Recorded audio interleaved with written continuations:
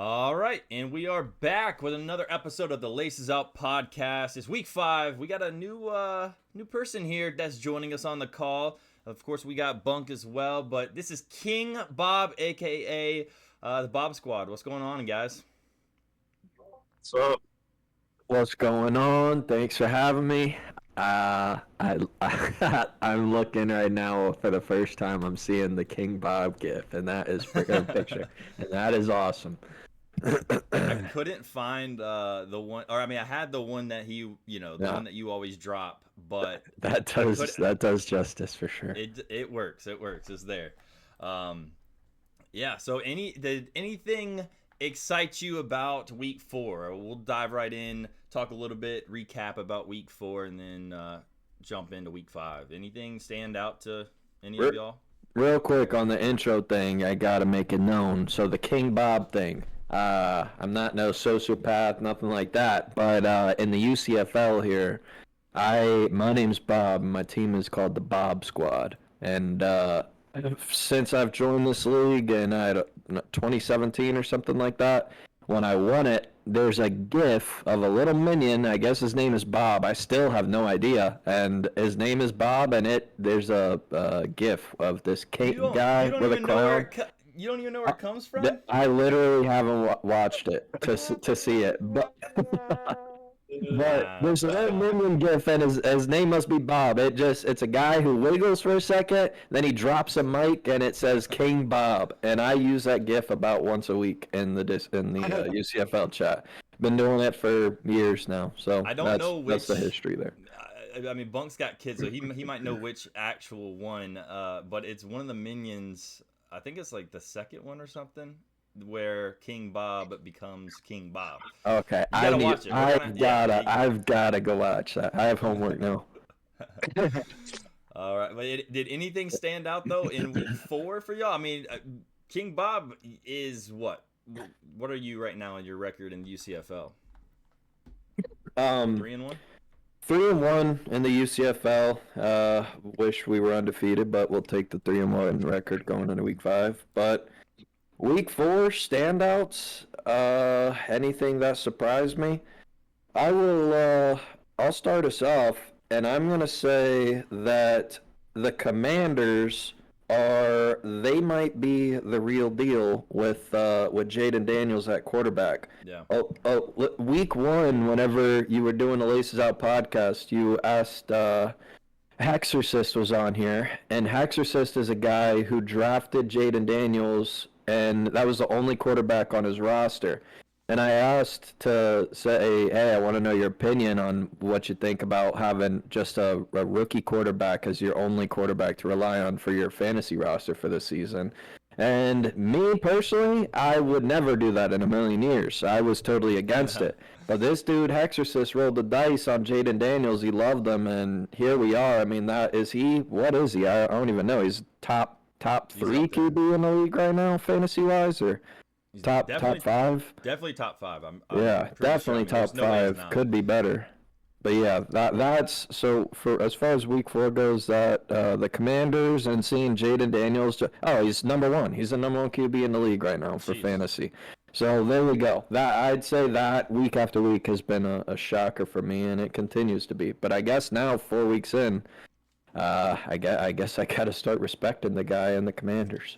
Got to, man. He's looking real good. I mean, yeah, I don't think anyone thought he was going to be like that. I mean, obviously, you would think the number 1 quarterback who came out, Caleb Williams, was going to do something. And, I mean, he hasn't looked the best. I mean, I'd say, we'll see, though. He's going up against the Panthers this week, so he might ball now. But, yeah, I don't know. Definitely Jaden Daniels looks like the best rookie QB coming out of that class. But, Bunk, did you get yourself a win this week?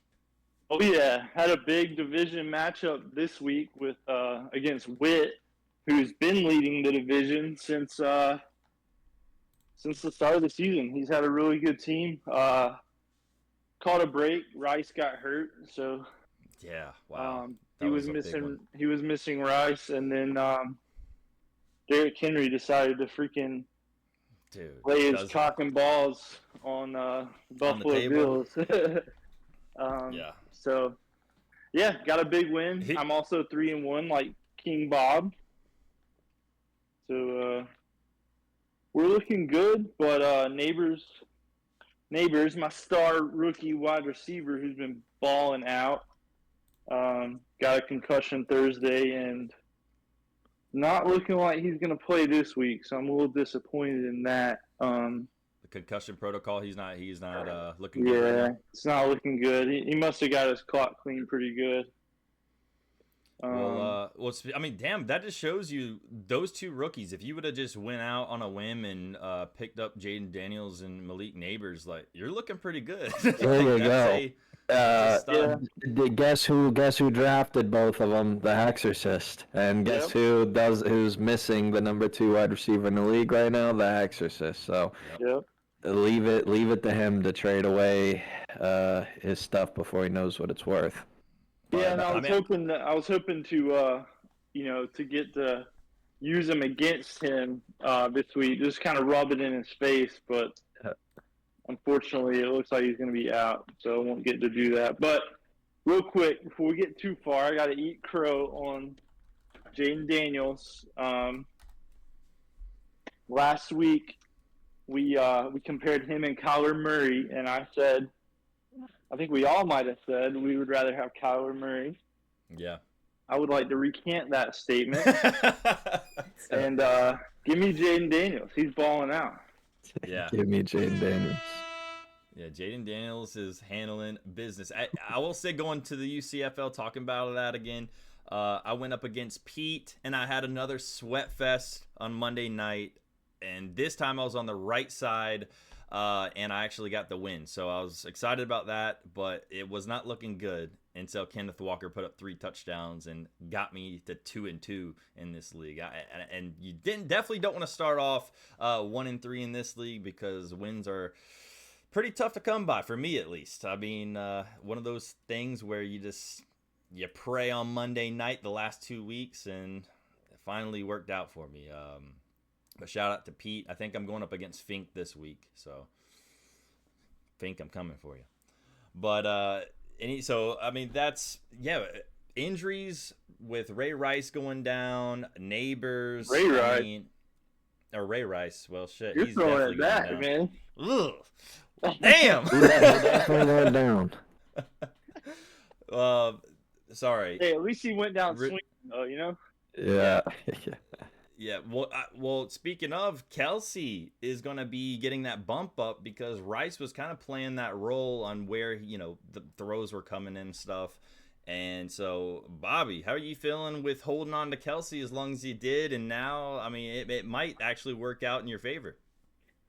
Yeah, I mean, it's Patrick Mahomes and Travis Kelce, right? We're not talking about Jaden Daniels and Malik Neighbors here anymore. Right. We're talking about 2 guys that are established and elite players in the fantasy world and both just the NFL. So I, this year in the draft, ended up getting the combo of Mahomes and Kelce because the whole world was kind of looking down on them this year, and as the season has started, it's been a super slow start for them. I've definitely can't say I'm sleeping well at night with those 2 in place. I've looked at other things, but gonna continue to ride it. And finally, we saw some action out of Kelsey. So we'll see where we go from here. I haven't given up on these guys. I'm confident that Kelsey will get the ball rolling, and Mahomes. I think now without Rice, he's got to be an option. Like, it's one of those things where, okay, let's not use Kelsey as much just so we can save him for playoffs, that kind of deal. But now it's like, okay, our best receiver's down, and Agreed. Yeah, Everybody gets a bump on that team. We just need Mahomes to lock it in, because Mahomes has been he hasn't been his typical self. So we need that magician Patrick Mahomes out there, and if he could make it work with the guys that's on the field, then everybody around him's gonna get a huge boost. So we need that Chris Collinsworth glaze that he always does whenever they watch Mahomes in prime time. So. I'm ready to give it to him. He needs to give me a reason for it, though. Oh man. All right. Well, anything else on week 4 besides the Dolphins need a QB? We talked about that last week, and that just shows because even Huntley came out and tried to ball for them, missed Hill a few times where it could have made it a game, and didn't look so good. So I think they gotta get somebody in there like that can at least do something. But I will say Huntley didn't have too much time to study that playbook, get used to the players. So maybe another week might help a little bit. He's just not that guy. We can only hope.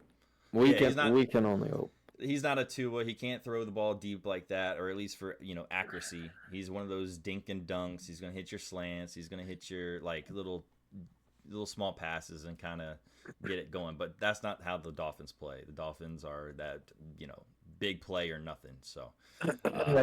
We just need that guy to start getting the ball into playmakers' hands, man. The Dolphins, I've got Achane on the bench, or in my lineup, not on the bench yet, but Achane's in my lineup, and he is taking a beating because of this quarterback situation. I mean, this guy's just got to figure out how to get the ball in these playmakers' hands. I mean, it's Tyreek Hill, dude. Put him in the Wildcat, and he'll score for you. Just get the ball in these playmakers' hands.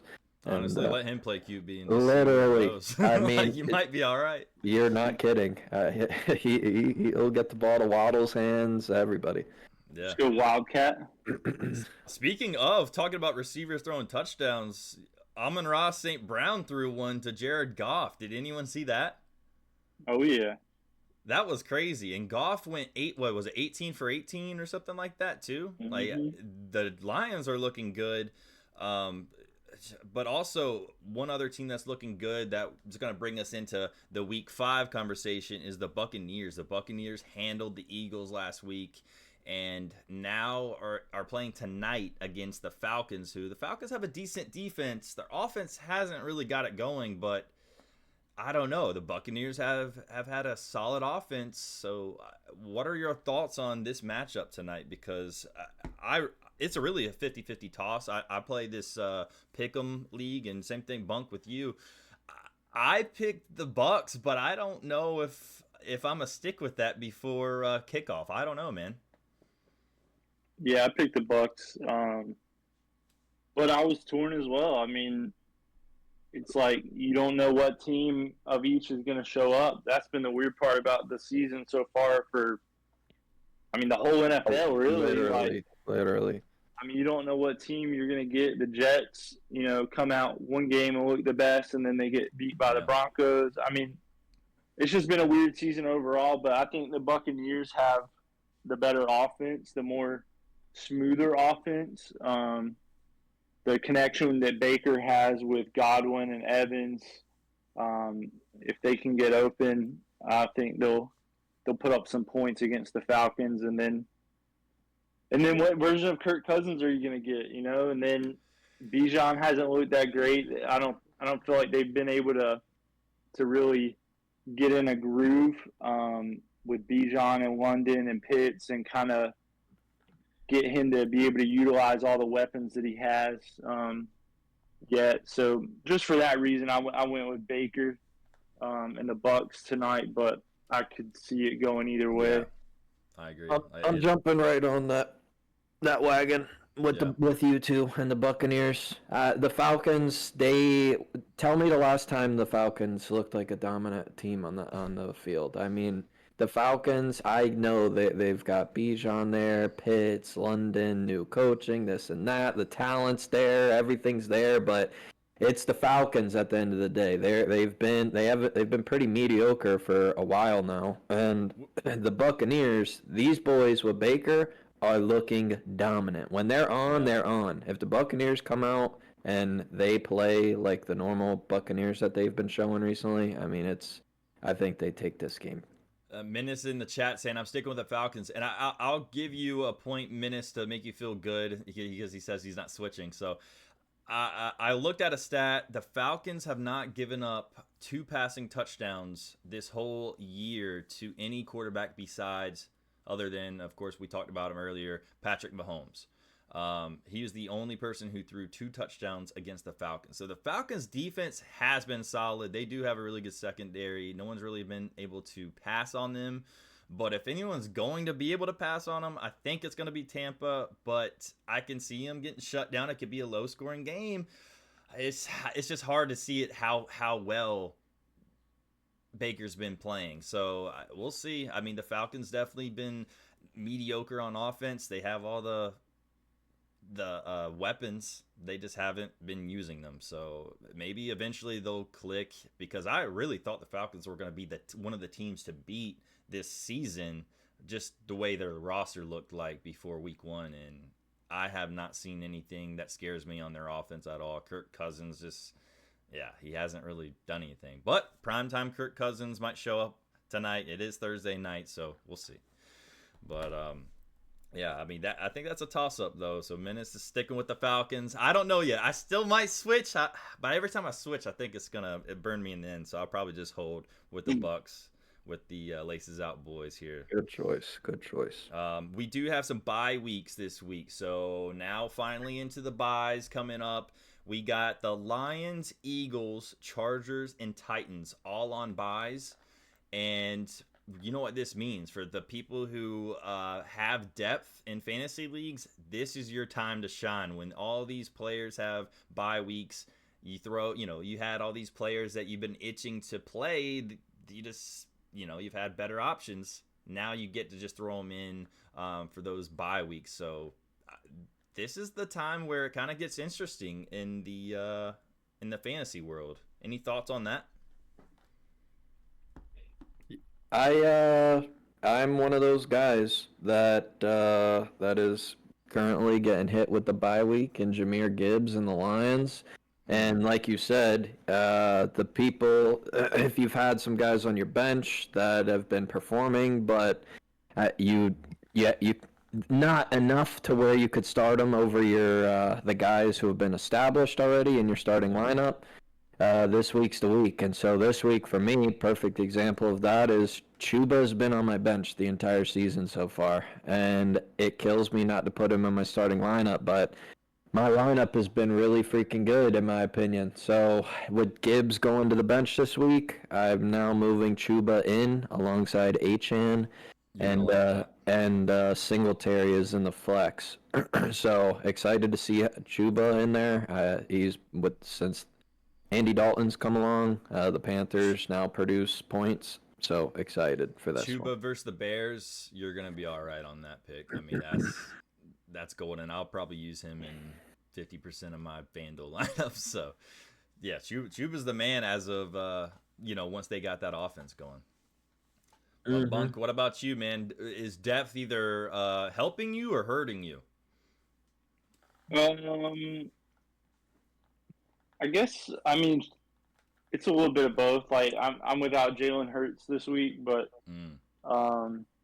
he hasn't been doing that great anyway, so he needs a break.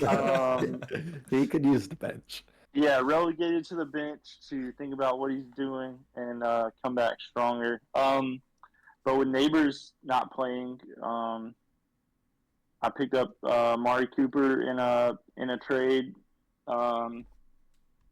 And he's got the Commanders this week, so decent fill-in at wide receiver. Should be a good matchup. Went balls to the wall on Kareem Hunt on the waivers.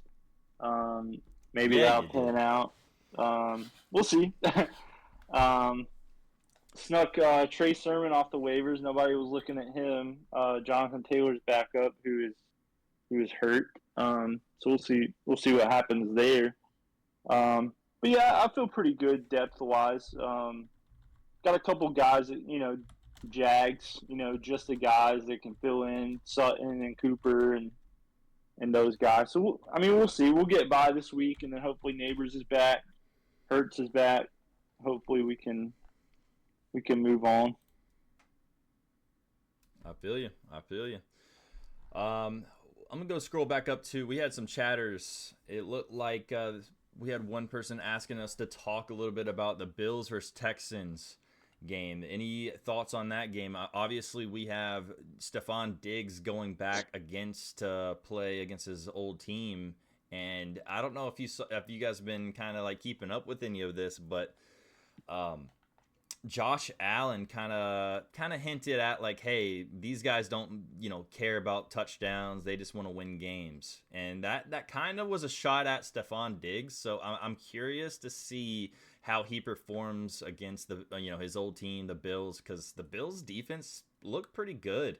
Other than last week, for the most part, they've been doing all right, and Texans, they've been balling pretty well. Besides, if they can get Mixon back, if they get Mixon, I feel like it's just day and night how different of that team is. But what are your thoughts on that Bills versus Texans game? This is news to me. I live under a rock nowadays, so I don't know who's playing generally till the weekend. And yeah, Bills versus Texans, that's freaking awesome. Like you said, that's definitely a shot at Diggs. When Diggs was there, man, he was the guy for a long time, and then as soon as he wasn't, I mean, he was the guy the whole time he was there. But as soon as he wouldn't get his usual targets for a game or something like that, he's throwing a hissy fit. Yeah, so that affected the team, I think, overall. So yeah, that's a little shot from Josh Allen, and that's gonna be an exciting game. That's gonna be a good one to watch. Yeah. Bunk, what about you? Yeah, I mean, that should be a great game. But for Josh Allen and the Bills, they gotta pick themselves up off the mat because they got their ass beat. Yeah, they did against the Ravens. I mean, Derrick Henry just owned them, and so it's like for them, you're looking for a bounce back. Do they bounce back and be who we think they are, which is one of the top 3 or 4 teams in the AFC, or do they lose again to a decent Texas, Houston Texans team? Is Mixon back yet?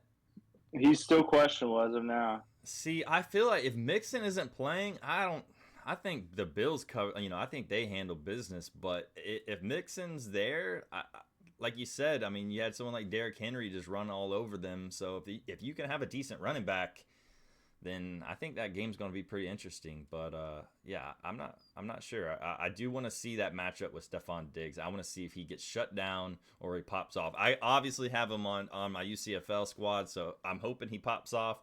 But either way, I'm just excited to see that matchup. What else? It looks like Packers versus Rams. What do you think on that? Obviously, we have Jordan Love that's back. But the Rams, they're hurt, man. They do not have anyone really. Tutu Atwell is like their guy, right? I mean, it's very, they're really banged up when it comes to the wide receivers. Really, their only guy to go through is Kyren Williams. So, and the Packers have been looking really good. They didn't get it done against the Vikings last week, but it was a real close game, back and forth. You saw how good the Vikings have been this whole season. So, yeah, Vikings. I mean, the Packers, I think they're going to handle business against the Rams, but that's just my opinion. I'm right there with you. I think the Packers, with Jordan Love back, he'll kick them back into gear. I know they just took a loss to the Vikings, but I mean the Vikings look like a top team in the league right now. They're balling out of control over there. So Packers versus the banged up Rams, as you said. I'm taking the Packers. Speaking on the banged up Rams, fantasy wise, if you're a fantasy owner of those guys, that's unfortunate. I'm one of the guys who is not a Kyren owner, but I went and I paid up for Blake Corum in the draft. So the wrong guys got hurt on the Rams for me. I would have preferred. I mean, I don't know, but I don't want ever want people to get hurt. There's plenty of time still, Bobby. Yeah. I never want to wish anybody to get hurt. But yeah, Blake Corum. Come on, man, your time will be there sometime. Blake Corum. Yeah. I chose the wrong one. Tutu apparently was the one. I mean, there's just so many injuries that's happening. I mean, I'm trying to think. Oh, even going back on the other side, the Packers, Christian Watson, he's down. So is it Dontavian Wicks? He's the guy to Uh, pick up. You got Romeo Dobbs. I Um, I think the guy's name is Jaden Reed. I think you I mispronounced mean, Jaden I Reed when you understand that. said Wicks and Listen, Dobbs. Reed is probably on 97% of everybody's roster. Wicks, not so much. Now, we'll say we are doing this a little later than usual. Usually we get this video out, yesterday, but, before the waivers drop. So I'm assuming all these guys are gone in your leagues if you're at home watching. But, yeah, Wicks would have been a guy to pick up, Dobbs. But yeah, obviously the guy to have, Jaden Reed. That guy, he can run, he can catch, he can do it all. Like he is Fly. seriously, yeah, he can probably fly, and we'll find out probably week 5. I mean, he's unbelievable. Yeah, because they use them in reverses, they use them in just about everything. So, Menace in the chat said I got him. Shout out to Menace. I got him as well in I think a couple of leagues as well. So I mean, yeah, it's nice to have someone like that because you didn't have to really reach to get him in any of the drafts. He wasn't going for that much. If you are in auction and then in snake drafts, you could get him, pretty late. So yeah, shout out to the people who got that, or the people who got Jaden Reed. But also Menace said he also picked up Kraft. Kraft is starting to look like a pretty good tight end when it comes to, right now, anyone who can just get, 6 to 8 points is going to be looking good at tight end. So any tight end like sleepers anyone has? Kraft was a good pickup, though, for this week. Ooh, tight end sleepers. McBride's been roughed up. Someone fill me in on how the tight end world has been. I've got McBride was roughed up, so in one league I ended up having to go to waivers. Noah Fant was available. But Yeah. and then here in the UCFL we've got Travis Kelce, which I'm not even looking at the waiver wire for tight ends. But yeah, standouts. I don't know. How's Laporta been? Someone fill me in on Laporta. Is he He's on a been? bye this week, but he's been not really I producing mean, much. he was projected big, big, big. He was the Yeah. highest in our auction draft. He was the highest paid for tight end. Draft boards before the season had him super high. Yeah. I mean, there's just too many letdowns right now on tight end. I mean, really, the top player, or I don't know, man. It's coming down to like Kelsey's now coming back to the top whenever he was not even talked about in the first few weeks, but now since Rice is hurt, he's gonna be relevant again. George Kittle's relevant, but he's also questionable. Trey McBride is questionable. He's he's another top player. Kincaid hasn't really done much. Bowers is getting all the targets over there in Vegas, but at the same time, yeah, I mean, it's tough. I mean, Ferguson finally he's back. He's starting to do okay. Kyle Pitts sucks. Mark Andrews sucks. Honestly, I don't think it's good. It's definitely not the tight end year of the tight ends right now. No. It's pretty mediocre across the board, it seems like. I mean, yeah, Laporta, the projected is down. Kelsey's down. McBride, who was projected high, has been roughed up.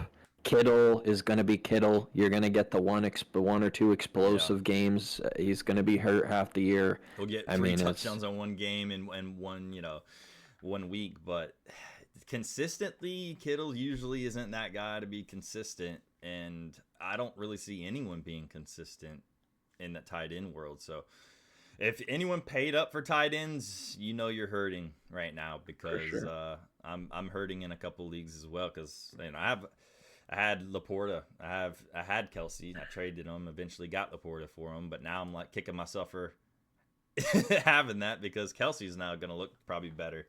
But yeah, I don't know. Tight ends is just a real Good odd luck. spot. Good Yeah, freaking it's luck. just honestly flip a coin. Start like I have Pitts in like 2 of my leagues, and I haven't decided yet to start him tonight again with or Ertz. Zach Ertz, and that's I never thought I would have to decide that. Like Ertz, like what? Well, I mean, I feel like this is like 2020 or 2019 whenever he was relevant, but I mean, hey, it's getting that bad right now. Agreed. Tight end market sucks. Tight ends are does. kind of sucking. Put your money elsewhere. Well, anything else you guys want to talk about for week 5 before we call it a show?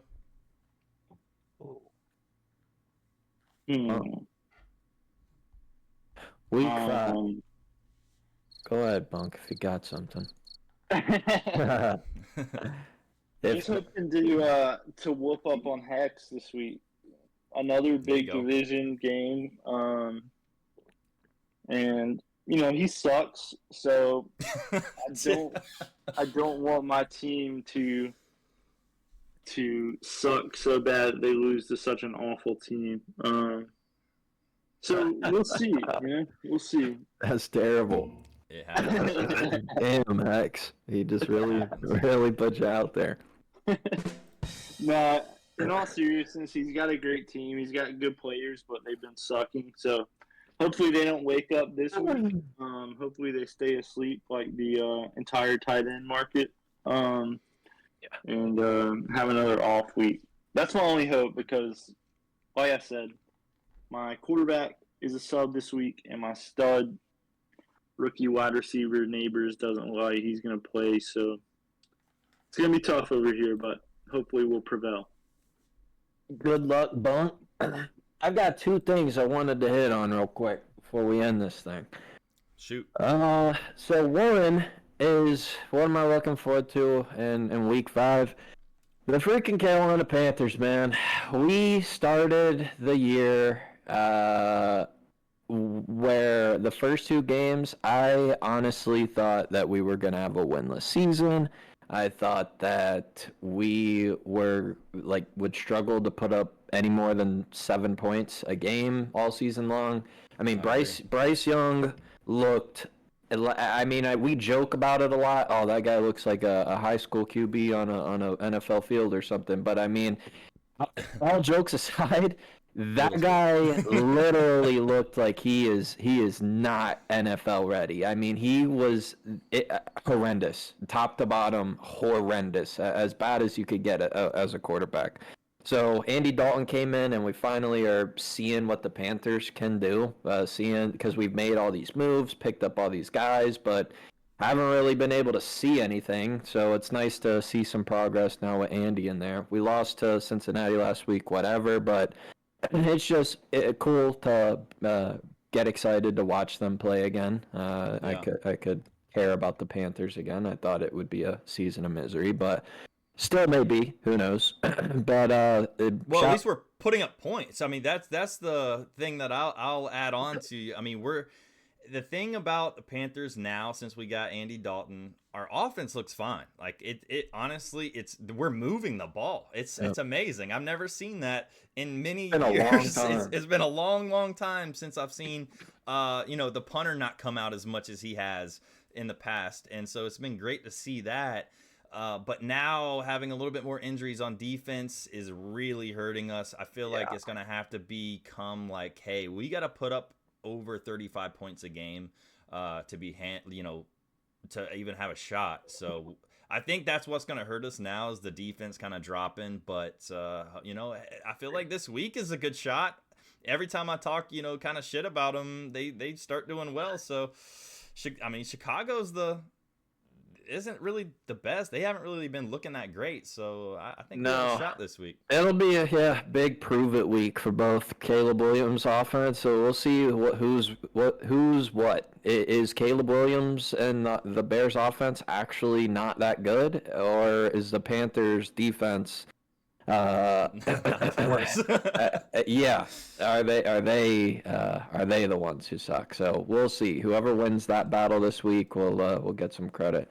But yeah, excited about the Panthers. Andy Dalton has been awesome and fun to watch now. The second thing I wanted to hit was earlier in the show, you mentioned Atlanta. Before the season, you thought Atlanta was going to be one of those teams to beat.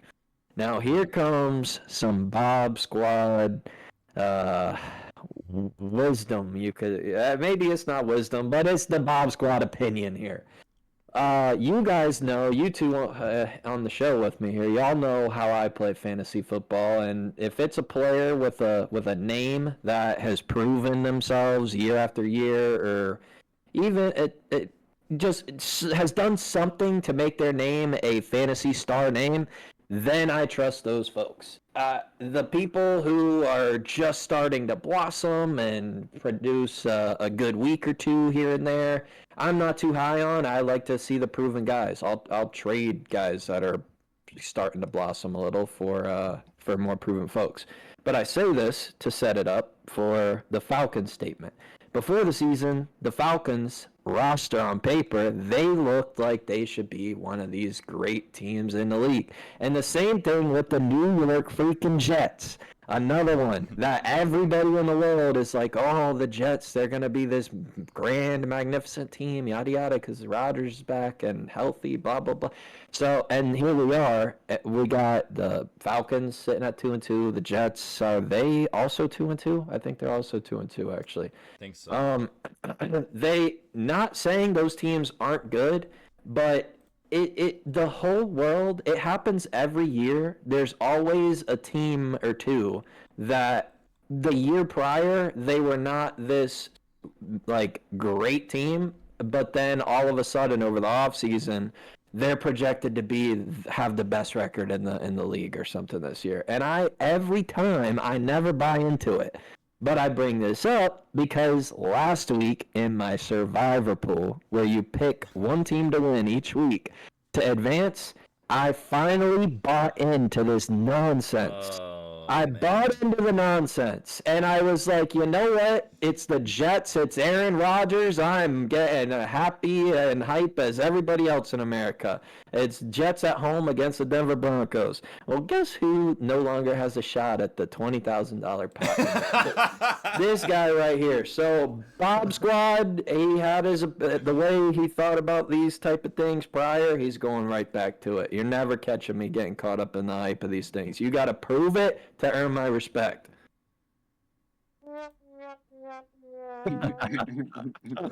Perfect. So we'll see. I will say, my question to you though, I thought you were going off of the Panthers lose wagon or whatever, right? I thought.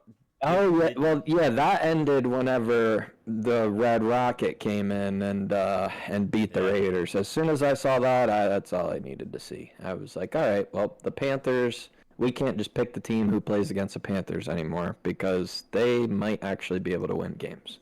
The Broncos, though, on the other hand, they kind of remind me of kind of like Chicago, right? The offense is not there, but their defense is. Their defense is solid. Like, yeah. But it's same kind of with the Jets. The Jets New York's is as well. Yep. Yeah, so that's all defense, and I think it was nasty that day, rainy and stuff. Yeah, that was a shitty game, man. It was like 9-10 or something was the final score. It was something like that. It was a low scoring game, but yeah, that sucks, man. So I want to buy into it. I want to buy into the Jets hype. I mean, that's a fun team to cheer for and be good, right? You got Rodgers back there with the young core around him on offense. Then you got the defense, also another young studly defense. I mean, that's an exciting team, kind of like the Texans. So I hope they do good and prove themselves. But till they do that, I will not be betting any chips on the Jets. Breece Hall only puts up 4 fantasy points. Yeah, they're going to lose. Like, that's what happened. So, that shocked me more than anything. Breece Hall putting up only like 4 points. I was like, that is unheard of. I feel like a lot of people are freaking out about Breece Hall. I'm not. I don't have him in any of my leagues, but if I did, I would not be like panicking. on him. Same thing with Bijan. If you have Bijan, I think it's a slow start for these guys, but they'll get the ball rolling again. I mean, they're studs. So, I think the only closing thing I have to say is fuck you, Fink. We will be playing each other this week. I need, you know what? I'm actually happy going up against him because my matchup looks really good. His not so much. So finally looking actually good before we actually play. Most of the time I'm looking at the matchup. I'm like, shit, this is going to be a tough one. Not this week. I feel pretty good about this one, but that doesn't mean anything in fantasy football if you feel good. It's all about if your players do something. And, just hoping my players do something. But good luck to everyone in their leagues. Unless you're playing me, then go fuck yourself. But other than that, anything you guys want to say before we call it a show?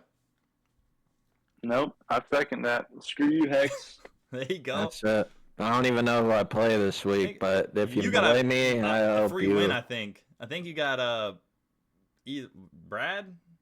Oh, I think well, it's a free win. Hey, I'm gonna pull this one up. Let's find out. That might be worth pulling up. Let's see here. Oh yeah, we play Team Brad this week. Yeah. Oh shoot! You might as well just start your bench players.